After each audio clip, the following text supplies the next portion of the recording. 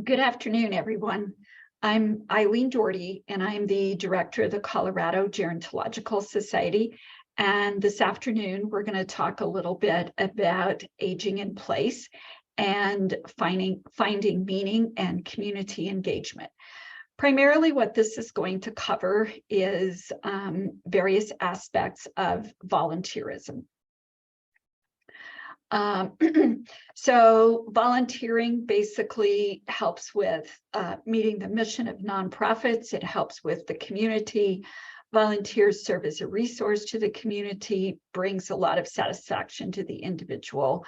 So we're just going to talk a little bit about that and how you might be able to engage with different organizations. Before we start, I would like to ask everyone if you would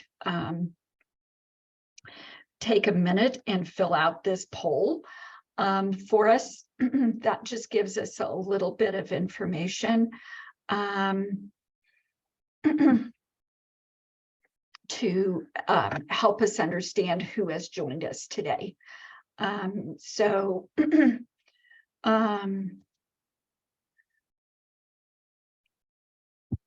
We'll just take a couple of minutes if we can here and make this work.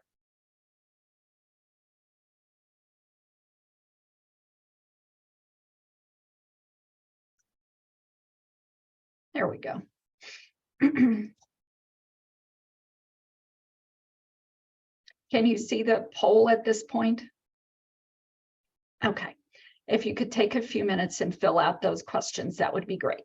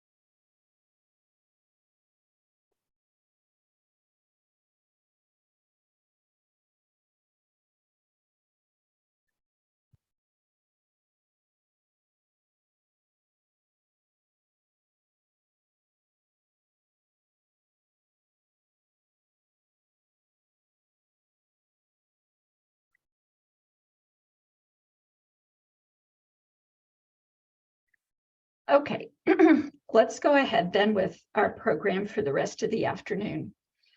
So let's talk a little bit about what is volunteerism. And probably most of you know that volunteerism is basically often seen as free labor. It works specifically where we as individuals work in our community. We can work through churches, we can work through nonprofit organizations, we can work through government organizations. Many different types of groups will welcome the support of volunteers. Volunteerism, by definition, implies that we are donating our time and our energy for a cause. That cause may be a small cause, such as helping people to be more engaged in their community, or it might be a larger cause, such as working on national organizations like fighting hunger or whatever. Volunteers, probably the most important thing is that volunteers really do help change the lives of people in their community. And that is the contribution, if you will, that they make, and they get satisfaction out of helping people to have a better life. And it's not necessarily rewarded with financial rewards, but rather is rewarded intrinsically, or as sometimes what we call altruism. Winston Churchill said, "You make a living by what you get." That is our work, but you make a life by what you give. And I think that's a very important lesson for many of us. So volunteerism is a way to give back to the community. We can be either giving the skills that we currently have, or we can be acquiring new skills, depending on where we choose to become involved. Usually those of us who volunteer do it very selflessly. It may or may not be a sacrifice, depending on whether or not we are doing it because it really brings us pleasure. But basically, the benefits of whatever it is that we are engaged in outweighs any type of negative feelings or negative situations. Now, there's been quite a bit of research done on why people should volunteer. So volunteering keeps the brain active and contributes to our mental health. Many of us worry as we get older about wanting to make sure that we are sharp, that we are able to engage, that we are going to be able to manage our own lives. So volunteering, just as our work life, is one way that we can continue to work with all the different pieces of our brain, helping us to make executive decisions. The various parts of the brain that control things like happiness and other emotions are also stimulated when we volunteer. Volunteering can make us feel happier and give us a positive outlook on life. When we are doing something that we enjoy in terms of volunteering, that occupies our time, it occupies our thought processes.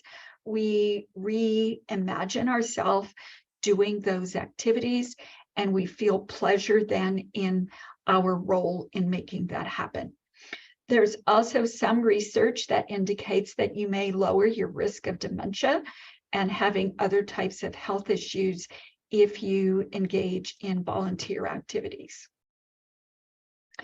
The Journal of Health Psychology did a longitudinal study on aging, and they looked at 7,000 Americans aged 70 and over, and they found that people who volunteered frequently tended to live longer than those who didn't. So again, if you are not currently involved in any kind of volunteer activities, you may want to consider that because I thought that was a pretty significant finding. Reasons that we might want to volunteer is that many of us fear, and some of us experience as we get older, things like depression, loneliness, and isolation.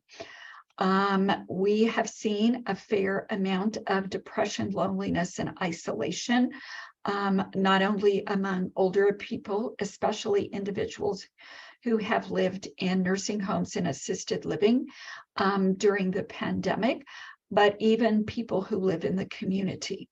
So one of the reasons to volunteer is to maybe help you if you are experiencing any of these kinds of feelings at this point in time.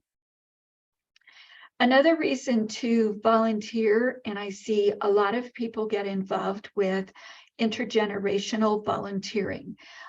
This is opportunities where you work with young children, where you work with adolescents, where you work with people of other age groups. We have a friend, my husband and I, who for many, many years, up until he was 80, even though his kids had long been through Scouts, Boy Scouts, he was very, very active with the Boy Scouts. And I honestly don't know how many Eagle Scouts that he mentored over the years, but he was very, very influential in many young people's lives because of his commitment to work with high school kids. Volunteering promotes our own mental health. What we mean again here is that it helps us to have a positive outlook. Hopefully, when we're volunteering, we're looking for things to do and engage that we enjoy. And when we enjoy certain things, then that makes the endorphins in our brain snap together better and creates feelings of joy and happiness. Oftentimes, volunteering also helps us to be physically active. Some of us will volunteer from our home. Others will volunteer in the community. Others will volunteer by helping with babysitting or grandchildren or doing errands for other people. But again, it's involvement, if you will, and moving around. My friend Joe Brady says that the more often that you get up off your chair, whatever the reason or purpose for that is, whether it is to go get a drink of water, or whether it is to go out and take a walk, or whether it's to go to the grocery store for a friend, or go to your favorite nonprofit and answer the telephone or help them organize an event. Hopefully, volunteering will also spark interests in you, either interests that you already experience and you want to share your skills and talents, or it will create for you new interests that you are interested in exploring. Volunteerism also provides us an opportunity to meet new friends. In our organization over the years, we have found volunteers who actually have taken on long-term relationships. Some of them are or they have moved in together. Others have been younger people who have volunteered and who have actually married. And in some instances, they have become friends socially, where they share telephone calls, they get together for dinner, but they've developed or evolved into very deep friendship relationships. Volunteering also helps us to feel connected. I think one of the things that happened in COVID is that many of us felt very disconnected from the outside world. We were told we had to isolate. We were told we had to stay in our homes. Initially, when the pandemic hit, we were actually told that we weren't even supposed to go outside, but that didn't last too long. We quickly figured out that it was safe to go outside. But what that did is it broke a lot of connections that we had to people. I personally, within the last 2 weeks, have had dinner with 2 people that I had not seen for 3 years because of the pandemic. And it was kind of nice to go out to dinner rather than to share experiences with them on Zoom. One other study suggested that volunteering can also help lower your blood pressure. I'm sure, again, it's because you're out and you're active and you're maybe leading a little healthier lifestyle. The benefits then of volunteering can be many. All of us need a sense of purpose. We need a reason to get up in the morning. And hopefully that reason for getting up is some meaningful activity that we are, excuse me, that we are involved with. Meaning has different definitions for many of us, but what might bring meaning to me may not bring meaning to you, but other things might be very important. So for example, purpose and meaning to me oftentimes means doing like genealogical research or writing books or taking time to spend with my husband, where other people might find purpose and meaning doing other things. Volunteering also teaches us often valuable skills. It's skills that we maybe didn't know we had or that we want to improve. And again, sometimes people will say to me, well, I'm not working anymore. I don't really need those skills. I think, again, the pandemic helped us to understand what some of those are. I'm very elated, if you will, at how many older adults quickly adapted to virtual platforms, such as getting more adept at Facebook, using iPhones and smartphones, using tablets, getting on Zoom, being able to search the internet. All of those happened because we needed them to happen, again, as part of COVID. But all of those things now are skill sets that every one of you may have had some experience with prior to the pandemic, but I know in my own case, those were not necessarily well-developed skills. For some people, volunteering also will provide the opportunity for a new job. Again, we at the Society have over the years hired individuals who have both volunteered with us, as well as individuals who have come to us as like student interns, or they have been AmeriCorps volunteers or Vista volunteers.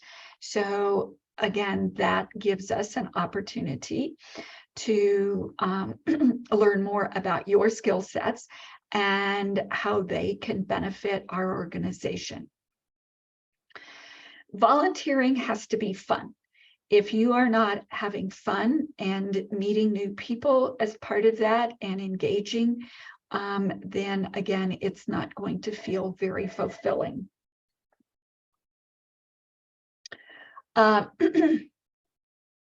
Volunteering should increase your social skills. Again, sometimes when you sit at home and you are not engaging or interacting with other people, what you find is that your skill sets to actually engage in conversation, to be aware of things that are going on in the larger community, we kind of let those things slide.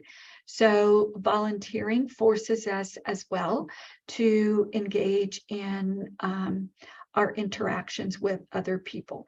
And lastly, self-esteem is an extremely important benefit of volunteering. Self-esteem is one of those things where we feel good about who we are.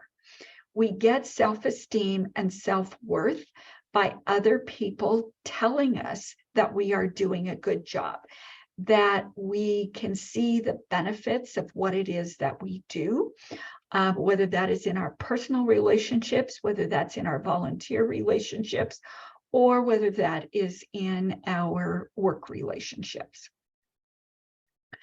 So volunteers should experience growth. It should let you as an individual grow, but it also helps to grow our community. So volunteers very, very frequently are behind many of our community initiatives.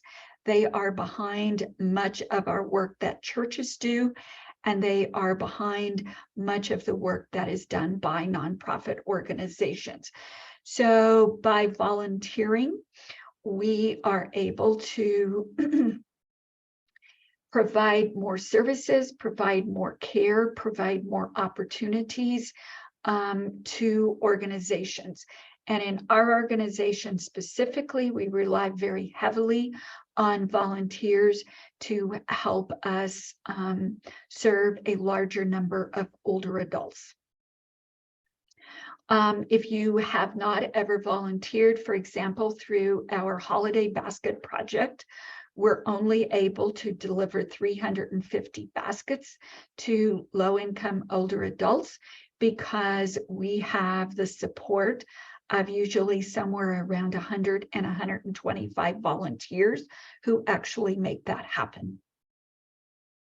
And that doesn't include those are individual identifiable volunteers. Oftentimes that does not include like a couple or a family where there are 3 or 4 people who come together to help deliver those baskets. When people volunteer, They also oftentimes build their resilience. And resilience is one of those things where, again, it helps us to manage the world around us. It's our coping skills, it's our lessons that we have learned in life that we bring to this volunteer experience, and we continue to utilize those skill sets in our volunteer work as well as our personal and/or work lives. Volunteering also can help us to increase our knowledge.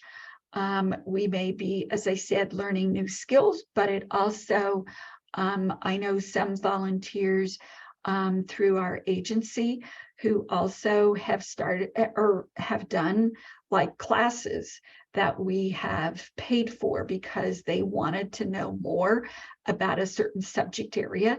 And it made sense for us to support that because, again, as an organization, we benefited when they were more involved in our work. So if you're looking for reasons that you would want to volunteer, excellence is always an important thing. You want to do the best job that you can, and you want to help the most number of people in that endeavor. And your volunteer experience may be just a one-on-one, or it might be helping a larger group of people, depending on what you choose. When you work in this volunteer capacity, you need to feel that you are accomplishing something. So if you go home in the afternoon after a volunteer experience and you feel like you have made one little impact on someone's life, you've answered a question, you've brought a smile to somebody, you have delivered a basket of food, you have helped a child to learn to recognize 2 or 3 more words that they didn't know this morning. Those are all accomplishments and things that you should take pride in. As a volunteer, oftentimes you are also motivated that you want to either change something or you want to make it better. That again, it behooves the organization that you are working with to really help identify how your skills can improve the target population or the group that they are working with. Organizations that depend on volunteers are going to expect something from you. Volunteers, if you are a consistent volunteer, they expect you to be reliable. They expect you to follow through with what you said you were going to do. So just like it gives you purpose and meaning to get up in the morning and go do that task, if you have committed to an agency, they most likely have identified a task or a series of tasks that they are expecting you to complete, either at the time you're on the job, over a period of time, whatever it is, but they are counting on you to do that. We had a horrible experience at the holiday baskets this past year, where we identified one volunteer who 2 years in a row has volunteered to deliver 10 Christmas baskets and then didn't show. So at the very last minute, we were scrambling because we had promised 10 people, based on the fact that that couple said they were going to volunteer, that they would get a Christmas basket. And so at the very last minute, we were hustling to find enough food to replace that volunteer commitment that somebody did not keep. When you are volunteering, you also want to make sure that you share with whoever it is that you are working with, whether it's informally and you're helping your daughter with childcare, or whether you're working with an organization. You want to share your skills and what it is that you hope to get out of this experience. And as another activity in terms of being a great volunteer is you bring experience to the situation, to the organization, to taking care of your grandkids, to helping a next door neighbor do grocery shopping. So you have the ability, if you will, to solve problems, and you should, and people are going to count on you to do that. Reasons that you could help a nonprofit organization if you look to volunteer that way is that you could bring, it's an enriching experience, it's a growth and learning experience, and hopefully you will have more friendships as a result of that.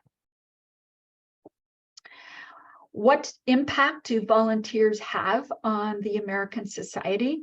At this point in time, over $200 billion worth of services are contributed every year by volunteers to the US economy. We do value that labor in that particular study at $28 an hour. And that particular study noted that volunteers volunteered an average of 52 hours per year, which is a minimum of basically 1 hour per week. In our organization, again, we have many, many volunteers who contribute many, many more hours than that. So there are, in the nonprofit literature, there are different ways that you can become involved as a volunteer. And one of them is you can engage with an agency on an ongoing basis. We have several volunteers who do a variety of things. As a matter of fact, today we have one volunteer who is taking a client to get a Colorado ID. We have another volunteer who is delivering a community presentation to a community group. We also use a lot of one-time volunteers. This is the type of volunteer who comes to us, for example, for our holiday baskets. That is the only time that they engage with us, but they come every year. And then the third type of volunteer that helps in our organization is that they will take up a cause and they help us with social change. So, for example, a week or so ago, there was a bill at the state legislature that affected older adults and your property taxes. And we had about 50 volunteers who sent letters to our emails to legislators asking them to pass that particular bill. It died, but at the end of the day, that was one other type of engagement that volunteers have with our organization specifically. Now, there's a second type of engagement that some of you may find of interest, and that is called community engagement. Community engagement tends to be fairly organized, if you will. And so there are some core principles that go into community organization. If you choose to do this type of volunteer work, you probably will find yourself much more engaged or involved. So community engagement usually requires that that there's a cause or a issue that we want to solve or resolve. So it could be, I remember many years ago, there was an effort or an initiative to reduce the sound of airplanes at the airport. And there was a huge, big group of people who came together to work on that. Other things that we've had more recently are things like some of the Black Lives Matter initiatives. Others include things like the police force, community engagement or civic engagement programming. So these kinds of efforts really require people to come together and to come up with a plan. They come up with a goal, and the end result is that we include large numbers of people usually. There's a level of collaboration and shared purpose. So we all come together because we want to solve that one problem. We usually take the opportunity in this situation to learn from each other and to be able to expand our collective concern or collective need. These kinds of groups also require a lot of transparency, information sharing, trust between the members of the group, but then we end up with collective impact and action. So in community engagement, it's really important because basically the community comes together and they are looking at how do we solve a community problem.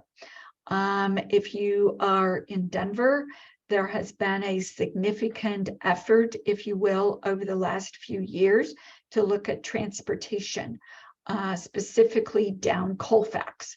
And so there's been a lot of effort on how do we reroute buses, what kind of lighting do we put in, what happens to the parking, how do we approve building codes for new buildings in those on the Colfax corridor. So it's been a very significant community engagement. People have usually come together with varying different backgrounds, and they want to work toward this one common goal. Oftentimes, these groups become very powerful as well, in that they work toward influencing, if you will, the decision makers, who oftentimes are either politicians or they are government bureaucrats. One of the things that these groups do is that they work at the local grassroots level and they have ongoing discussions. They create a lot of trust between each other, and they try then to affect whatever change it is they're looking for. So the goals of community engagement then are really to become informed. As a community involved in our community, we're consulting with whoever are the decision makers to help them to understand what our issues and concerns are.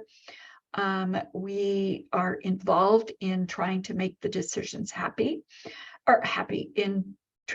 make the decisions more meaningful or purposeful for whatever issue we are trying to solve.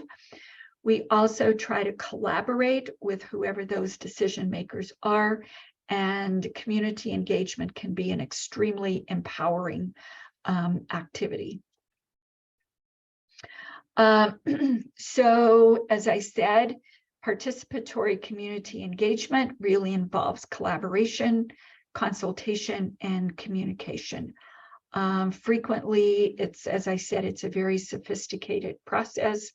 There is a lot of money right now in philanthropy to create these kinds of community engagement efforts among nonprofits to impact local communities, especially communities of color and very vulnerable populations within those communities.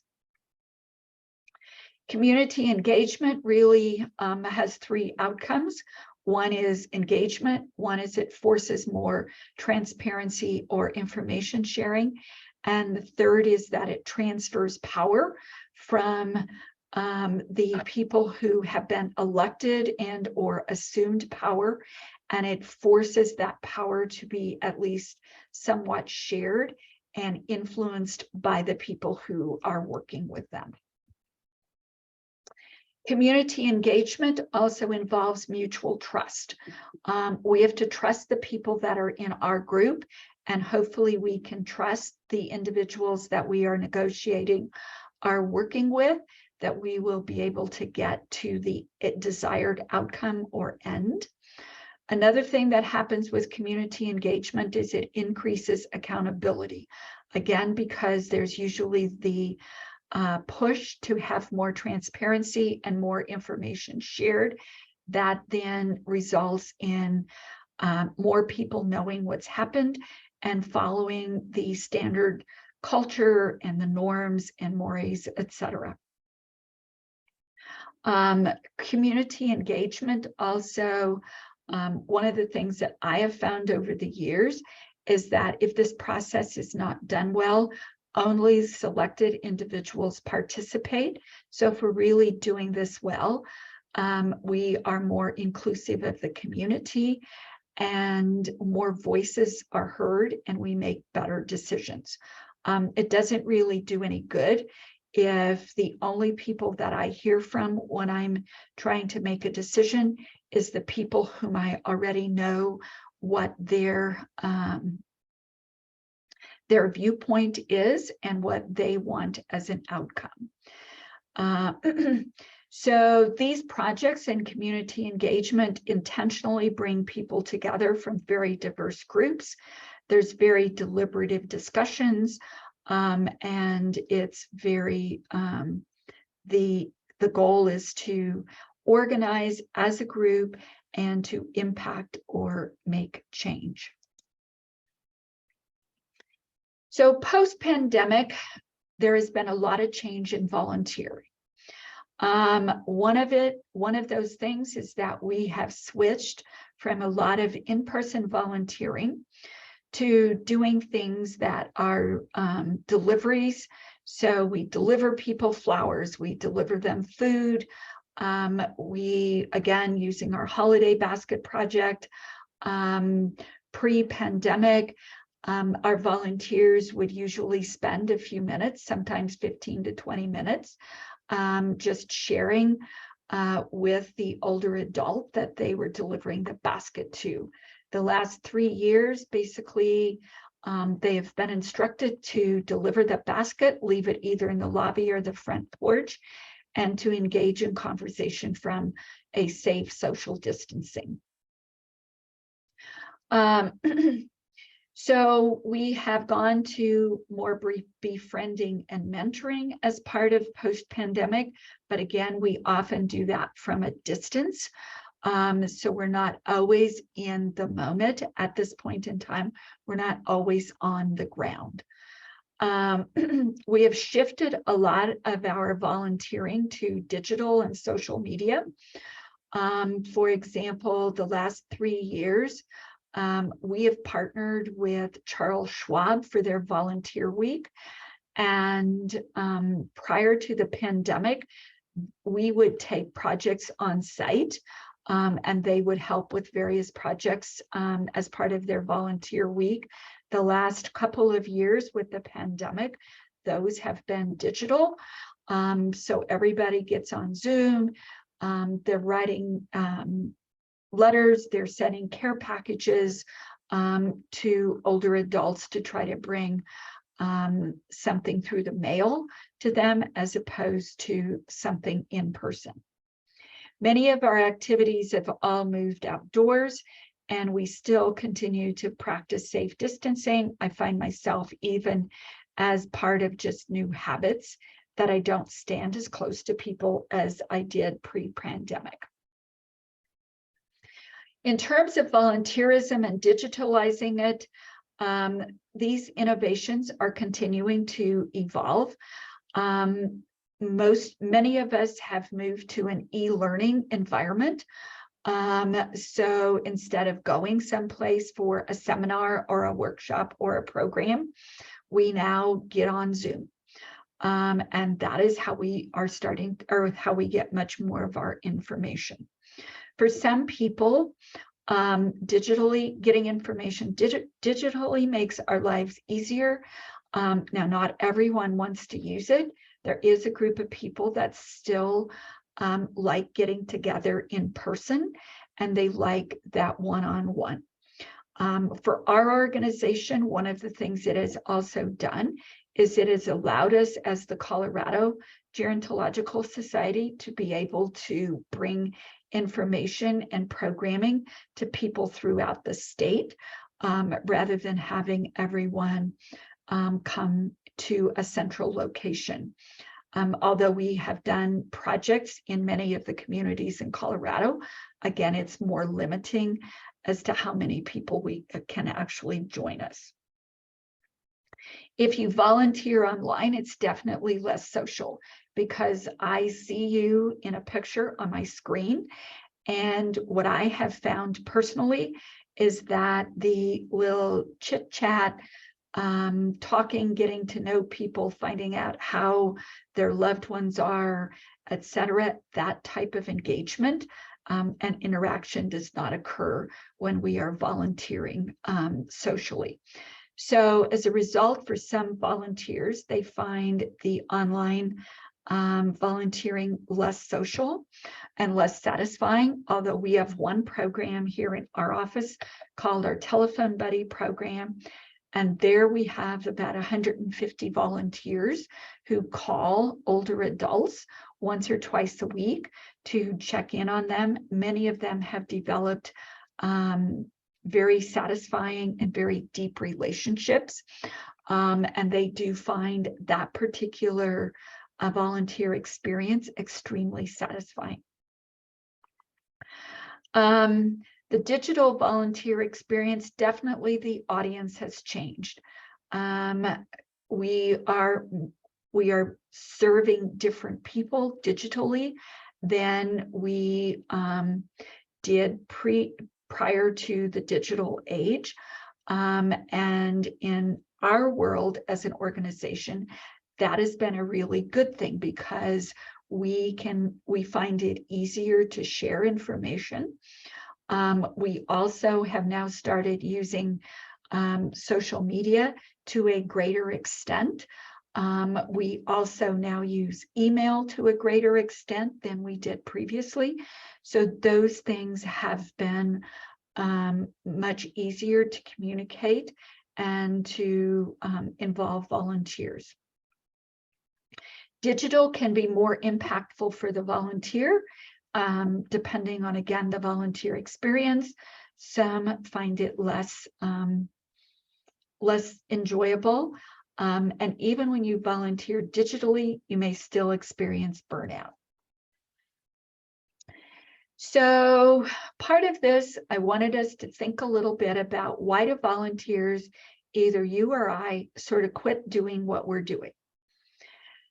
Sometimes it's because we've just lost interest. Whatever it is, whatever direction that we are going, it's no longer bringing us the pleasure and the joy that it was at one point in time.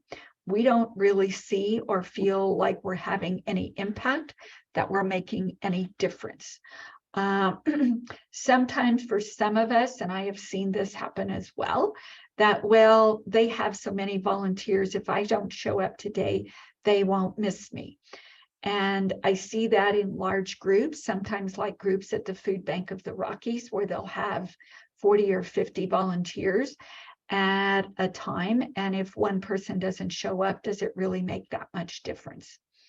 But I think the bigger reason why people quit is they're really not motivated by whatever it is that they're doing anymore.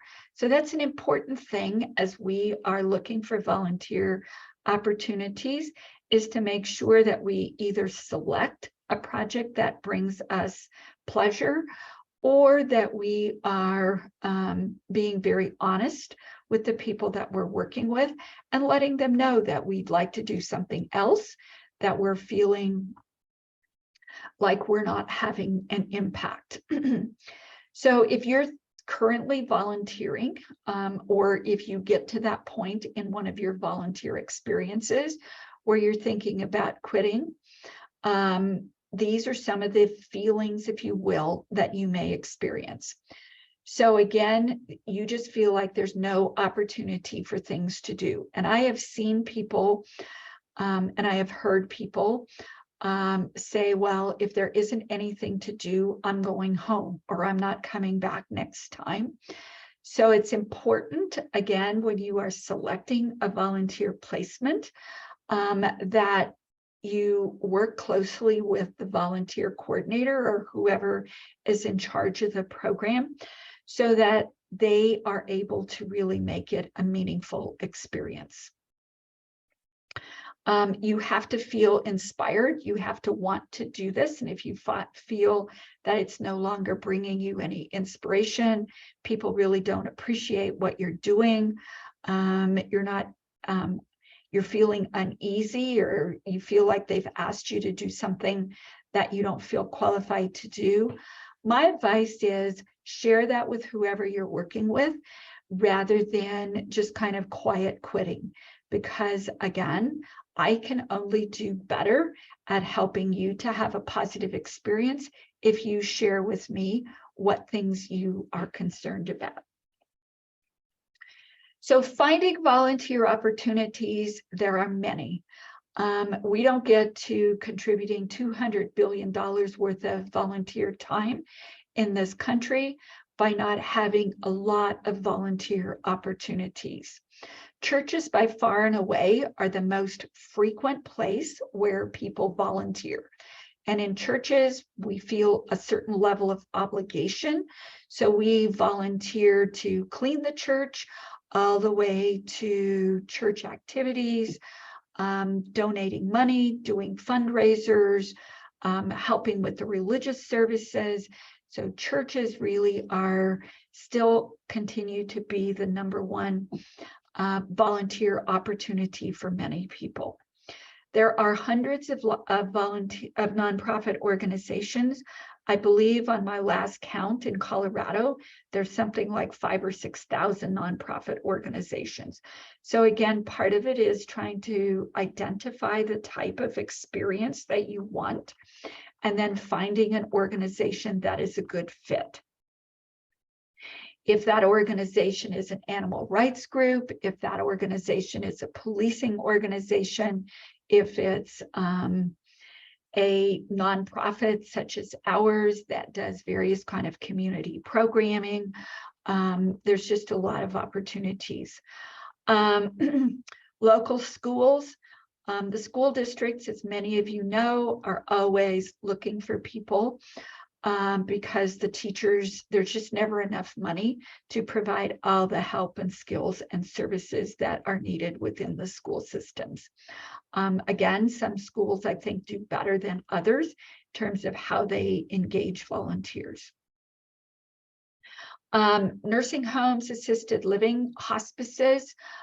Sometimes I find that older adults really find those to be very satisfying experiences because you have oftentimes a certain lived experience that you can bring to the individuals in those organizations. If you're looking more for community engagement, there are a lot of nonprofit organizations that, again, are organizing these types of efforts and initiatives. A lot of them also are government driven. Sometimes they're community initiatives such as civil rights groups, voting, homeowners associations. So there's lots of community ones. And sometimes they're legislative, either at the state or federal level. There are some national, or well, they're national with local affiliates, if you will, organizations that specifically are always looking for volunteers. Some of them carry a stipend, some of them don't. So the Retired Senior Volunteer Program, for example, organized in lots and lots of communities around the country. We probably have 10 or 12 of them in the Colorado area. Usually they have a fairly wide region. They have monies to support things like mileage. They'll pay for other kinds of expenses. They won't pay for your actual volunteer time, but they'll pay out-of-pocket expenses. The Senior Companion Program is another program that's available mostly, I believe, at this point in time in the Metro Denver area. but this is where low-income individuals can get paid a small stipend. Fortunately, the stipend does not impact their other benefits like housing or their SNAP benefits or anything like that, but it can be a couple of extra $100 a month. Usually they're working one-to-one relationships in schools, in hospitals, in nurseries in hospitals. So they're trying to just work one-on-one. AmeriCorps, Colorado has a pretty big AmeriCorps presence, if you will. And again, people who do sign up for AmeriCorps do get a small stipend as well. Lots of nonprofit organizations will have AmeriCorps volunteers who come to the organization and provide a very specific skill set. Peace Corps is a volunteer opportunity in other countries, usually in poor countries. Again, there is a small stipend that is paid as well as airfare to and from the point of your service. Spark the Change is an organization that basically organizes, if you will, volunteer opportunities similar to Metro Volunteers. So again, this might be a way if you're looking for different organizations or volunteer opportunities. So that brings us to kind of the end of our conversation. This is just a little bit about the various programs that the Gerontological Society offers.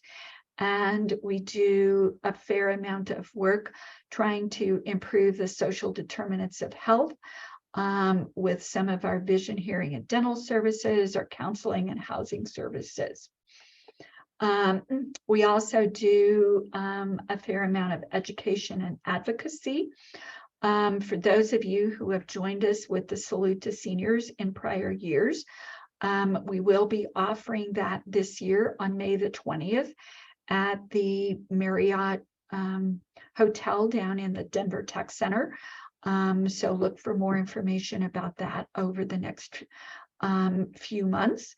And if you have not joined us previously and are looking for an in-person opportunity either to volunteer or to enjoy some entertainment and get some information, please feel free to join us. And that concludes my remarks for today.